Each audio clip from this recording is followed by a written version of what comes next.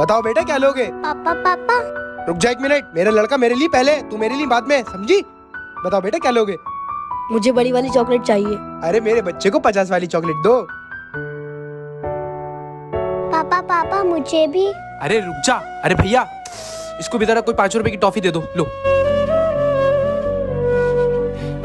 चले बेटे चले, चल। पापा उठिए। अरे क्या पापा अंधे हो देख के नहीं चल सकते?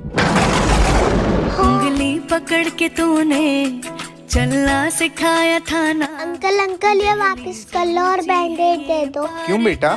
मेरे पापा के चोट लग गई है, उनके खून निकल रहा है। अच्छा बेटा, टुकड़ा ये लो। तेरे दिल का एक बार फिर से दहलीज। अब चलो भी क्या यहाँ पे गिरे रहोगे?